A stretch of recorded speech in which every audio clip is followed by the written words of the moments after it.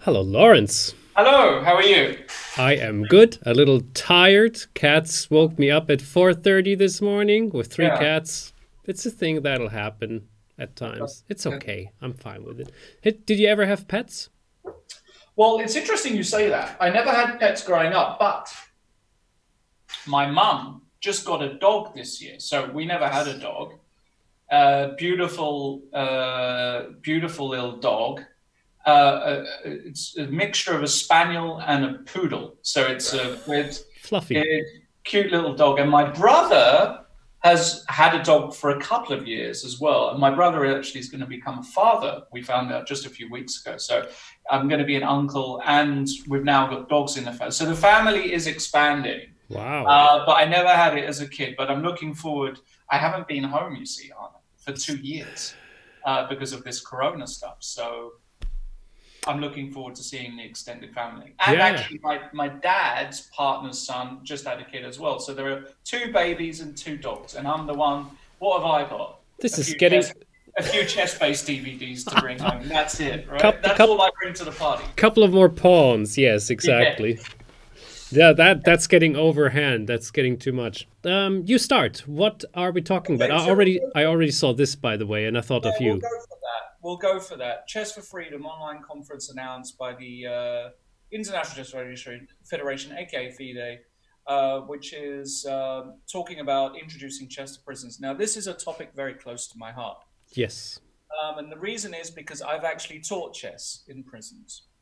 There's a I, fantastic initiative as part of the Chess in Schools and Communities project in England, which is kind of branched out, which was to teach chess in prisons. And before Corona, I went to Wandsworth Prison in the south of London to teach chess to inmates there.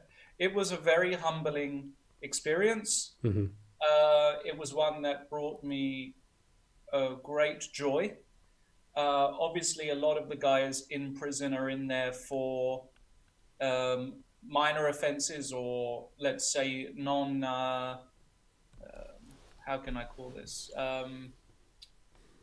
Forgivable offenses. A lot Mhm. of them, let's say it like that. Of course, most of them are in prison deservedly so, but they're doing very, their time in prison is like 6 months, a year, 2 years, 3 years, something like that. Yeah, yeah, Things yeah. like fraud and things that are of course punishable, but not murdering children, basically. Hmm.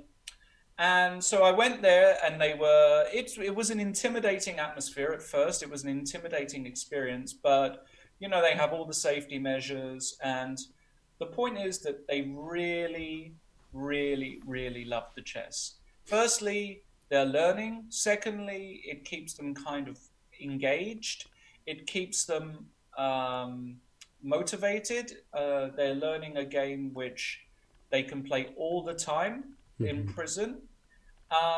And you can see there's something in Spain that's going on, and it's actually a sort of initiative, a global initiative, which is very, very close to my heart, and it's something that I would like to do more of in the future. I like the idea that inmates uh, are actually growing somehow, that they are learning some key things through chess, right? Through key skills as well, that they're engaging with each other, and that it also keeps them from being, the aggression.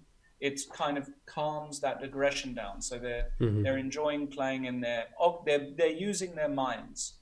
And they were so appreciative, Anna. Like when I was giving this lecture, they were so nice and they were so thankful. Also, seeing somebody from the outside is very big for them. So, somebody from outside the prison. And they were so appreciative, and they were asking all these questions. And yeah, I think it's a wonderful global initiative. Well done to FIDE for doing this. And let's hope that many more countries are able to take up this initiative. I think it's just wonderful. Yeah. Yeah, once I saw the article, I immediately thought of you because I think it was even in the last episode when you were talking about this that this is a thing you have done at one point in your life, and yeah, I can imagine the atmosphere or what is going on there and the intimidation at first.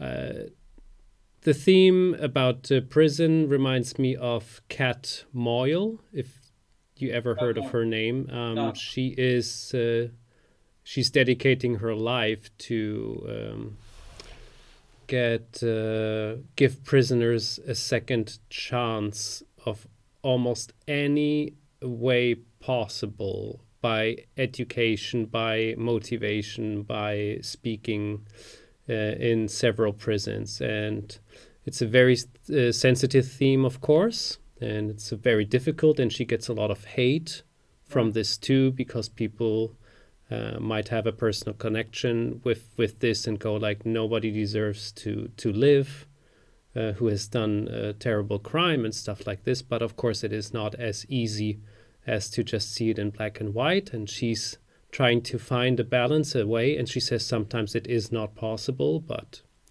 other times it is. And I think if you just reach a couple of people by teaching chess, which is a sport which unites, which activates the brain a bit, which makes you maybe feel like, hey, I can manage to do something.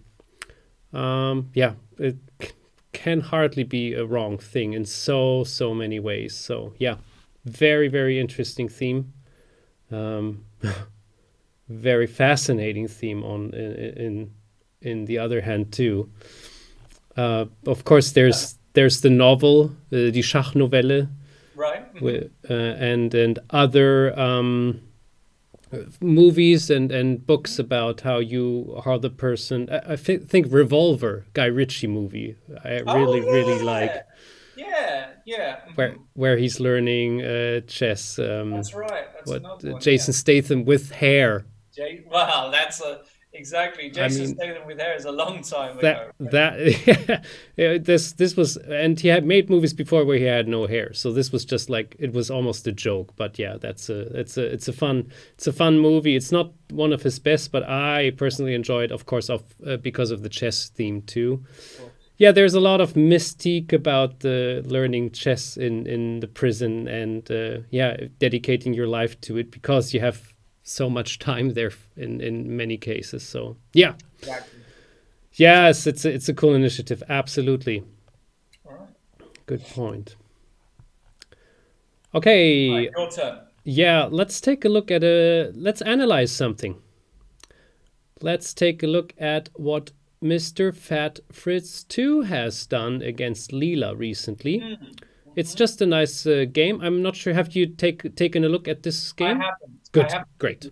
So I'm looking forward to this. I was hoping, because now we will analyze a game with you. I will give you Great. the moves, kind of, and you can tell a little bit about this. So seems to be a position which has been reached pretty often, and I think this move, rook to g3, is peculiar at one point, but it seems to make sense, and most of the games have had this move to g3. It's played Yeah. very often. The other move is queen to h5. So Right. what are the plans with rook g3? Well, I think it's supposed to be a reasonably flexible move. It's one of those moves that looks strange, but actually, if you really think about the positioning of this rook on g3, it achieves three things. So number one, it allows another rook, when white inevitably castles queenside, it allows the other rook to come to g1, which might be useful. Number two, it actually acts as a prophylactic move, a defensive piece along the third rank. A lot of the time, black is going to play knight a5, a6, b5, put a rook on c8, and at some point, something on the c3 square is going to be relevant. So you're actually indirectly covering the c3 square. And then number three, of course, what you do is you are able to swing to h3. So when you play a move like queen h5, you can then follow up with rook h3. So this Nice. is an extremely multi-purpose, flexible move. it doesn't surprise me that it's a good played by such a strong engine. Hmm. And it's, yeah, okay, it's not the most popular move, but the move makes complete sense to my eyes. Nice, thanks. Yeah, that very nice analysis. Let's move a bit forth. A6 was played by black. Uh-huh. And these are the three options for white. Yes. And you, yeah, keep on, because you already mentioned one of them. Yeah, I wouldn't play h4 here, although it's of course a completely fine move. Castle's queenside feels like the most natural move to me, or f4. Again, Yeah. I'm curious to see what the computer played, but I would castle long here probably as Exactly. You are an engine, sir. well. Castling long has been played. After that, let's play the moves quickly here. Castle b5, f4. b5, then f4, so one later after the casting, which makes sense. Rook b8, Rook trying b8. to prepare b4, and now f5. Yeah.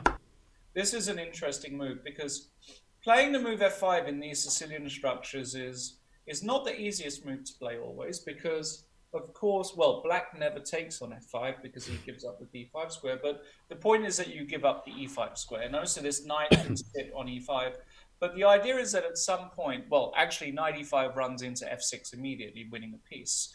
That's the point. So you can't even play knight e5.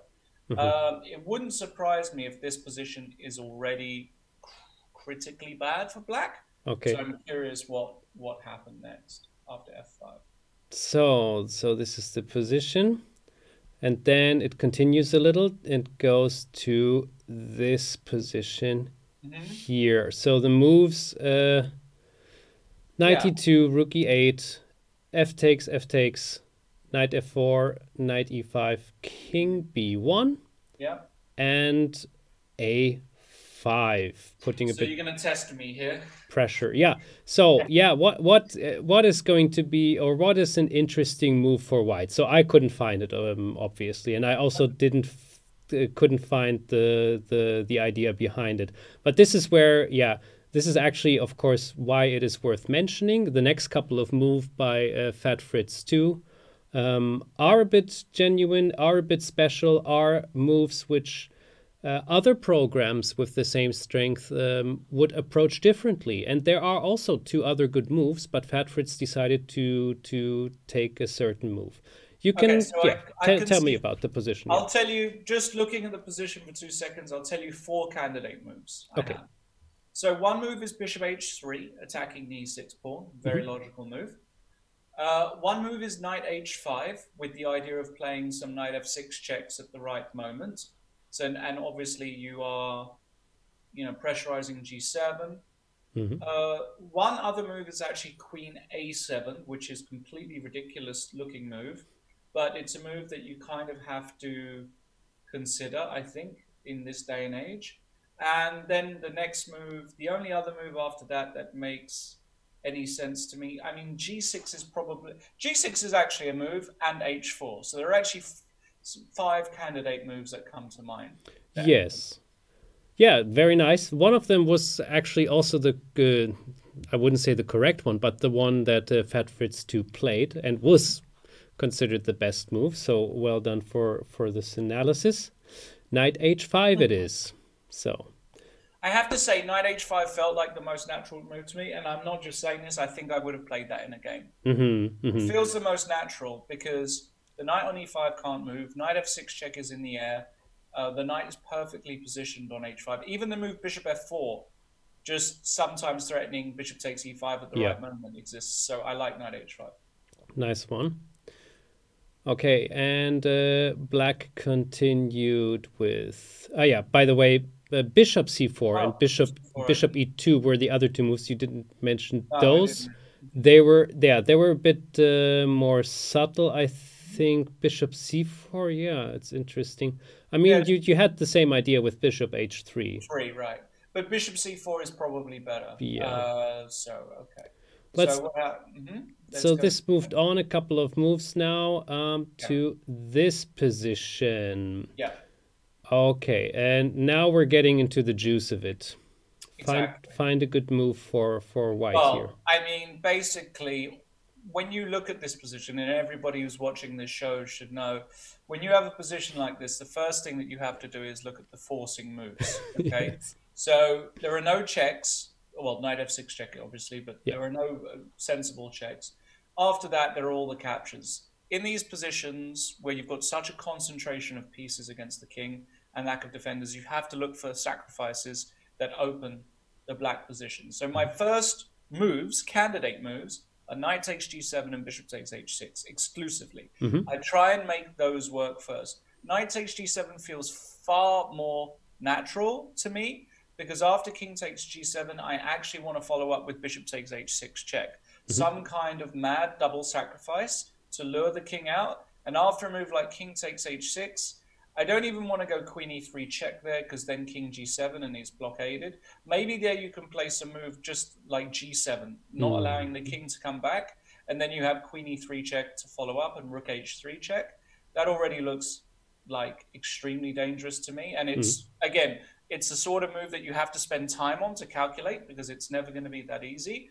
But it feels pretty instinctive to play that. Bishop takes h6 I dislike more because after g takes h6, let's say queen d2, he always has bishop g5, which is the problem, and he stops us playing queen takes h6. If we could take on h6, go queen d2, and then force queen takes h6 on the next, it would be, I think, a good continuation. But bishop g5 looks like it might be a problem. I don't know. So I'm going to go with knight takes g7. Queen d2 is also a candidate, by the way. Queen d2 here is actually a very serious move because you're just threatening bishop takes h6. And if he has to go bishop g5, you can take, and go rook takes g5. That also looks good. So 3 moves there. Now I'm curious what Fat Fritz played. Well done, Lawrence. Knight takes g7 it is. Yeah. So yeah, so knight takes g7. Yeah.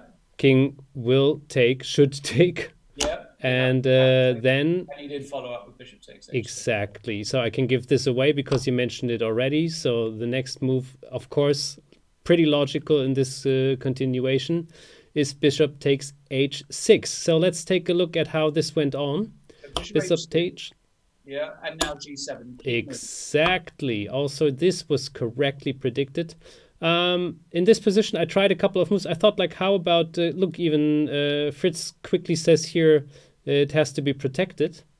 And I thought, like, okay, should this work? But then I could find several variations for white to win or checkmate in a couple of moves, actually. Yeah, after rook g8, you can do lots of things. So rook f4, okay. Rook f4 was probably the only chance. And then we're taking ourselves a knight. He made it a knight. Yeah. Yes, to give the check. Queen and takes. Everything comes off. Takes. Now he has some queen a7, right, to win. Exactly, Lawrence, bro. There we go. Look at that. He might be Fat Fritz, but I'm Fat Lawrence. Who would you take? I'm waiting for Fat Lawrence 2.0. That was actually very impressive. Well done, Lawrence. Nice analysis and nicely figured out. Yeah, beautiful. Yes.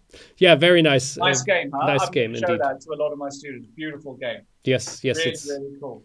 That's yeah, something to look at. So this is always like every now and then people are sending us games. So Fat Fritz 2 has been sold plenty of times, and people are sending us games where they go like, this is different from all the other games. And every now and then we post something like this, and yeah, it's very, very interesting because, yeah, there's the strength of 3,600 and a couple of points, a big row of players. So you cannot say this one is better, this one is worse, or something like this. You can, of course, and maybe they are the best at this point and here and there. But what makes things a bit special is when different approaches in a winning position are taken and the moves are differing from the best programs out there, and it's still a winning position, or it's even decisive instead of being a draw. And this is just happening pretty often, and it's a thing which is yeah, it's, I wouldn't say it's mind blowing. I think it's natural, and I think it's happening all the times. But it's a fun thing that you can think of, like uh, this rating of 3,600 or 800, even, I don't know. It's 1,000 rating points more than the best player in the world, and then there's still differentiations in so many positions, so many different games. Yeah. It's, yeah, it is a bit mind blowing. Let's say it like this. Oh, look at that! It's Cecile. I made an interview with her. Oh, great! That's just been uploaded. Yes, this very second. Okay. She is such a lovely person, really, really nice. Yeah, okay, but I didn't want to talk about this because it wasn't there yet. But Okay. yeah, watch this interview. It's nice. It's fun. Watch that interview. Okay, cool. Lawrence. Yeah. So the next one I want to go to is actually this one: Chess in the Kulash House. Oh yes, I was talking about this already with Matthias Deutschmann in the German version. Now, this is something there's two backstories. So it's amazing. I have backstories to everything. So the first thing is this. The idea of doing a hybrid with an esports house is an idea I came up with years ago. I was actually pursuing this with an esports company in the UK. And I felt like this might be the future of chess, believe it or not. Ironically, this was before Corona, before everything. Oh, wow. My good friend Ali Mortazavi and I were discussing this as a business concept where ultimately over the board playing against somebody else will just die, and you'll play online in a controlled environment with arbiters. It saves people a bunch of money. It saves a tournament hall having to be rented. It saves you having to pay for flights and travel and accommodation.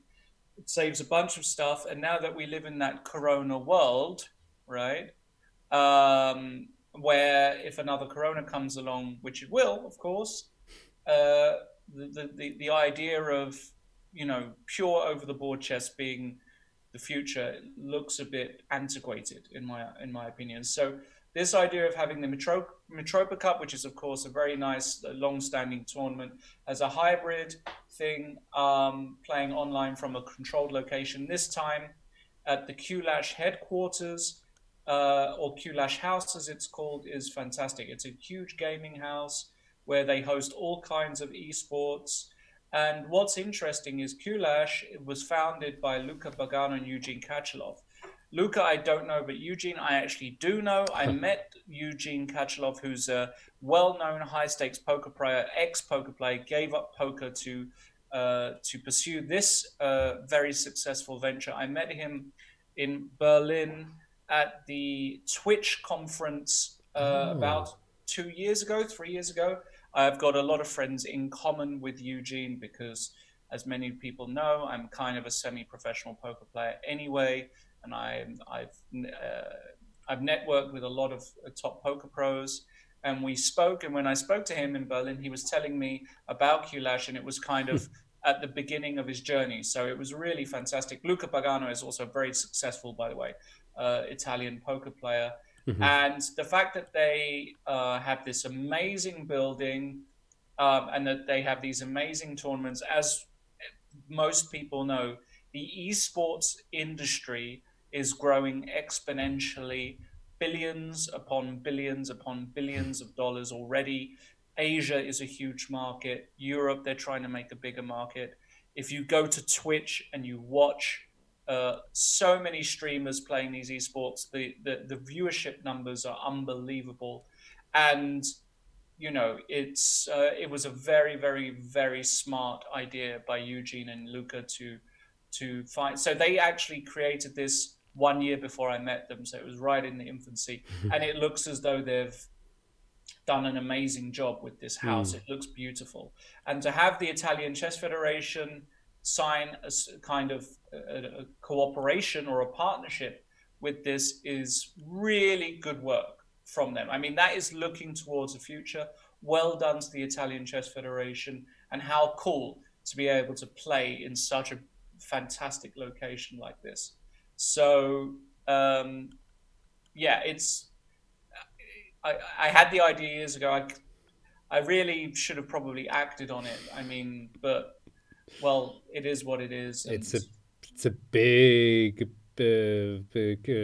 how do you call it? project. Well, it's a big project and also Yeah. a big risk. So of course now you cannot tell that it worked out that it works out this well because of Corona, because most of the businesses are having a tougher time. So us as the chess players, we're having a pretty decent time, let's say it like this. And of course, yeah, the Q-Lash house also has a good time. So don't bother yourself by not taking that risk. Could have turned around differently in many other cases. But yeah, anyway, yes, you're right. They're doing a great job. I also saw, by the way, that I have this connection. I've been in Malta for 7 years, as some of you might know. So they're building this up in Malta too, which makes a lot of sense. Malta has interesting, let's say, regulations and laws.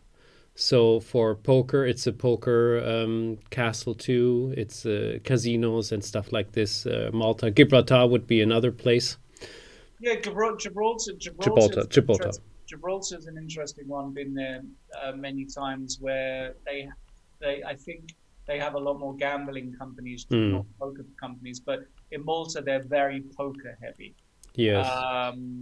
So yeah, and a lot of top pros play from Malta. I think they don't. I think you don't have to pay tax on poker winnings in Malta. I think so too. Now let me ask you this question. So, Mitropa Cup. Yes. Let's take a quick look at. There should be something somewhere, right, about Mitropa. No. I think it was on the German side. It was on the German. Okay, but that's no problem. Let me quickly show you a picture from. Yeah. So that's the German national team. Right. That's nice. It's a good environment. Here would be the referee, right? He's picking up all the chess books from the players and taking a look over their shoulder if everything is going to be correct. That's a good environment. They have their small laptops or even like a iPad or something like this.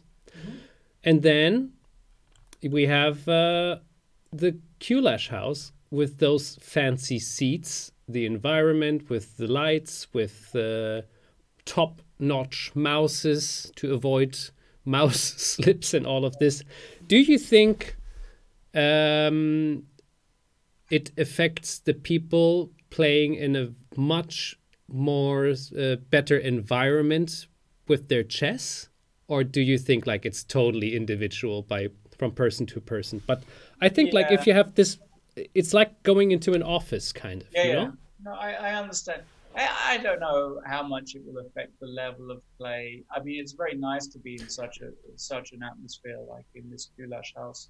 But also, if you look at what the German women's team were doing there, they had the board, the physical board, right? So they had the physical board. And I like a good light. So for me, when I play in very bad lighted rooms with the standard traditional classical board, I can't stand it. I mean, I just play horribly. It looked as though they had a nice light and they were playing like this. So the kind of hybrid that they were playing, I quite like. But let's be honest, Germany is a bit behind in a lot of aspects in that sense. I don't know how many. Well, it is, but on the other hand, I'll tell you another story. Yes, please. That in Berlin, it really is kind of a hub for esports. There's a big esports competitions that take place in Berlin, but I don't know if there are kind of these esports houses that live here. Is chess going to transition to a purely hybrid sport? Probably not. But it's really good to have these partnerships. I would like to see the German Chess Federation do something similar, the English Chess Federation, and everybody else, because we are looking at the future here. Good point. Yeah. Nice theme. All right. Q-Lash. So, there was one more thing I wanted to take a look at. Well, I think we can quickly touch on a thing which just happened. the new in chess classics. We were talking about this briefly in the last episode or last week. And as you all know, probably already, Carlsen won against Nakamura, some nice games. And what he did was, where is it? He was... No, I think I wanted to point out something else. Yeah, this one here. Okay, yeah. So he was talking about the different grandmasters and predecessors of his, about how their level of chess was compared to today's level of chess, and how their sanity level was or is. And yeah, well, Bobby Fischer reached a 4 out of 10 in the sanity level, but that's what Magnus said about him, and it went even lower after after 1972. But one thing which was quite interesting is that Vichy, he reached 10 out of 10 in almost every aspect. Yeah. And yes, of course, and for a reason. So I was only talking to Vichy once when we had our Play Chess Friday tournament, because sometimes there's yes, Frederick Friedel, he's just inviting this grandmaster to take a look at the Play Chess video and audio option. So Vichy was also joining on his birthday. That was nice. On his birthday. And he said hello to everybody, and you just feel, and it's just this titsy tiny little camera which we are looking at right now. He's awesome. He's an awesome person. He's very humble. He's funny. He's relaxed. I mean, there's a lot of chess players also in this times which are very fun, humble, relaxed and stuff. But Vichy is just, in my opinion, my personal opinion of what I just met him. He was only there for half an hour, but it was a very nice experience. It already felt like you only see him with the audio and the video, but you already feel like, okay, this guy knows what he's doing and he's cool. That's something I felt about like this. Yeah, Vichy's a serious legend. Yeah. And I've had the honor of commentating on Vichy. Of course, I was there in 2013 when Magnus beat Vichy for the World Championship final. I was the lead commentator in India. And since that time, I've seen Vichy for many years, had shared many a laugh with Vichy. I have the utmost respect for Vichy and his achievements, and it doesn't surprise me that Magnus rated Vichy so highly across the board. I mean, Vichy really did set a very high standard for chess in a number of different aspects, right? So yeah, I would suggest everybody check these videos. They're very, very cool to see how Magnus thinks about his predecessors. He even did himself, which I thought was very, very funny indeed. So it is himself. And who knows who he's going to talk about in the future, right? I mean, absolutely. It's a very cool thing that they did. Lawrence, let me quickly ask you, and this is also a reason I wanted to choose this article, of course. Yeah. Which or whom of all those grandmasters have you met in person? Bobby Fischer? No. Anatoly Karpov? Yeah. Gary? Yeah. Vladimir? Yeah. Vichy, of course. Played Vladimir. Vichy, yeah. Ah, you did? Yeah, I played Vladimir Kramnik in the Isle of Man Open in 2018, where I drew, which was my best ever result. Oh, I think you mentioned this in one of our very, very first episodes even.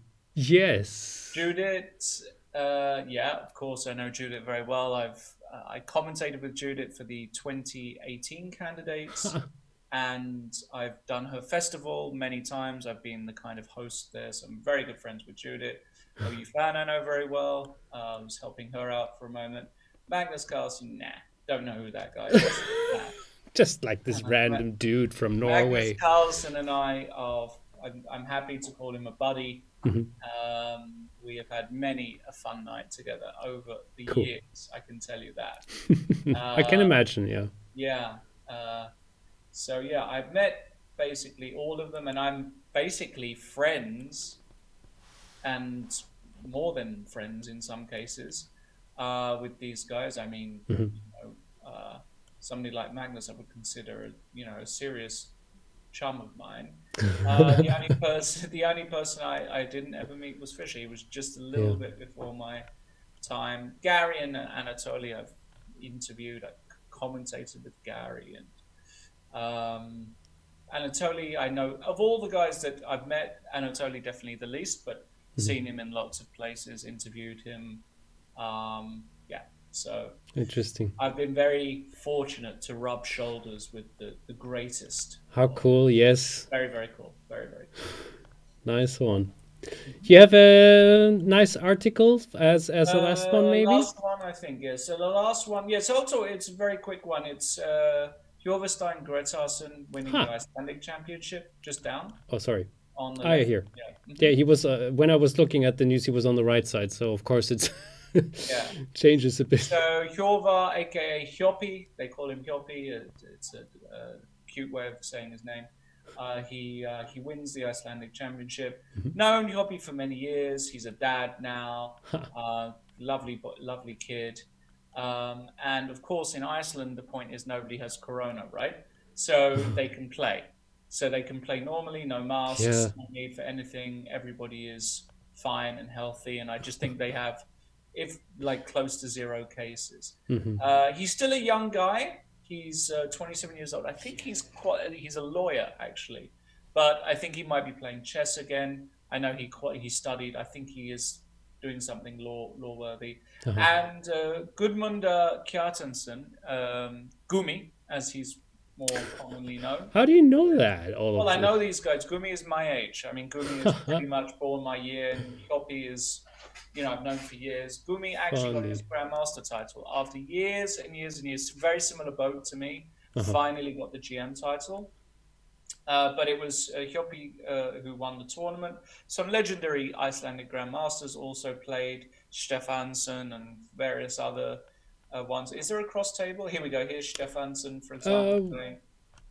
Wait a second. Cross table There we go. Yeah. Here we go. Yeah. So Kjartansson, Stefansson, Bragi and Bjorn, the Torfinsson brothers, I know very well. I had many a beer with these guys over in Ireland. They used to come for the Bunratty tournament. Bragi got his Grandmaster title super late in life. I mean, Bragi was probably in his late 30s when he got the GM title. I was there for a lot of it. He was playing a bunch of tournaments at the same time. Gudmundar, as I said, is a Grandmaster now, rated 2503, and has completed all of it. The other guys at the bottom, Oliver May and Bjornsson, unless that's the former head of the federation, the rest I don't know. But Hans Stefansson, very, very well-known Grandmaster as well, as is Gretos. This is just a totally German name. Now, let me ask you a question. I'm counting 5 GMs. Yeah. Iceland, okay, it's kind of a large country by area, but the population is tiny. Right. How come there are so many good chess players in Iceland from a percentage? Did Bobby Fischer maybe influence a little bit of a boom? No question. I mean, 1972 had a huge impact on Icelandic chess. And since then, it's been very much a chess country, even despite there being so few people. Remember, in Iceland, the government gives you a salary for being a grandmaster. That's very, very rare. You see that maybe I don't even know what other countries offer that, but it's not much. It's like $2,000 a month, or something like that. But yeah, you only need to get the Grandmaster title in order to receive that salary. It's not that, yeah, you don't have to be 2,600. You just need to be a GM. So in Iceland now, I don't know how many GMs there actually are. Check that actually. Yeah, please check that out. I'll just have a quick look. I have never heard of this story. This is so cool. Yeah. So if you're a GM in Iceland, you get a salary from the government. So it makes a big difference. I mean, Sure. Iceland, by the way, is not the cheapest country in the world. Have you ever been? Have you ever been to Iceland? No, but the cousin of my wife has been to Iceland for 2 years and sent us billions of pictures how beautiful it is and we're stuff. gonna play a little game. Ready for this? Little game. Oh gosh. I went to Iceland about 3 years ago Uh-huh. with my ex. The first day, I'll make it very short because I Okay. know we don't have much time. We arrive in Iceland, barely get there. Storm, horrible, plane problems, everything. We get to our Airbnb, everything it's like, trees blowing over, everything. We haven't eaten the whole day. It was a long journey to Iceland, Oh boy. not a single flight. So we try and order a takeaway. All the places are closed. Only one place is open. It's a Chinese takeaway. This is what we ordered: 2 boxes of noodles, 1 spring roll, and 2 drinks. I want you to tell me in euros how much you think that cost.